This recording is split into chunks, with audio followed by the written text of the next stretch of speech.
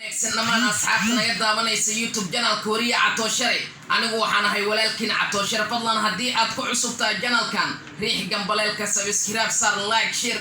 commentigana waa xageena qodobada warka aan ku soo qaadan doono waxa qayb ka noqon doona wasaaradda waxbarashada Soomaaliya waxay sheegtay in dib loo dhigi doono imtixaanka dugsiga sare iyo dugsiga dhexe maadaama lagu jiro xaalad adag oo uu dalka uu hareynayo xanuunka coronavirus-ka dawlad goboleedka Hirshabeellana waxay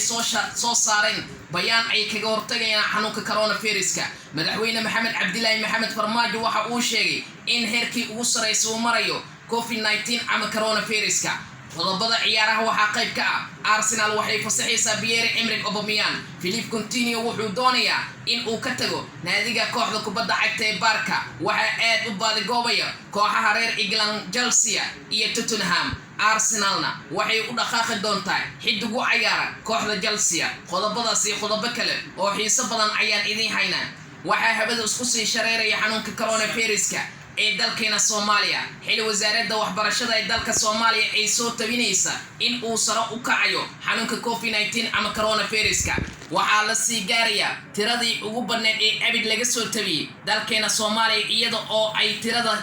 guud ahaan ay dhaaftay 600 qof coronavirus-ka ayaa wuxuu noqonayaa masiibada ugu ballaaran ee dunida ka dhacaysa wasaaradda waxbarashada Soomaaliya waxay sheegtay in ay dib u dhigi doonto imtixaanka maadaama uu dalka uu ku jiro xaalad adag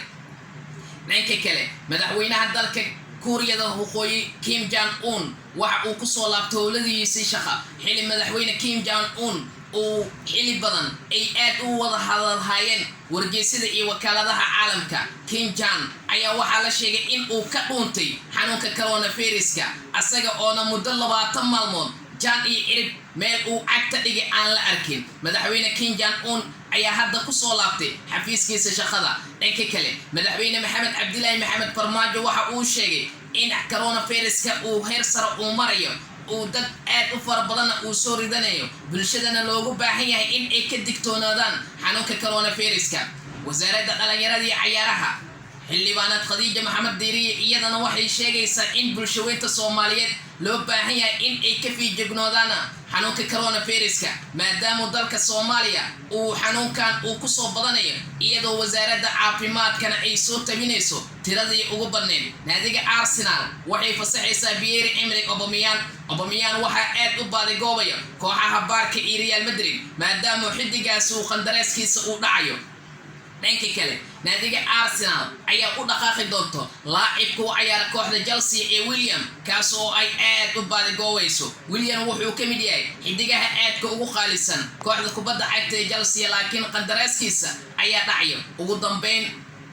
Philippe Coutinho ayaa dagaal waxa ku galay kooxaha reer England iyaga oo aad u baadi goobayo xidigaasi waa Chelsea Arsenal Tottenham amaantood waa ay wada doonayaan barnaamijkii waanaga intaas anigoo Catoshare ayaa idin soo saaray in la socodsiinay farsamada waa Yuslim fadlan hadii aad ku cusubtahay channelkan riix gambaleelka subscribe like share waxaan idin leenahay Ramadaanul Kariim Ramadaan Mubaarak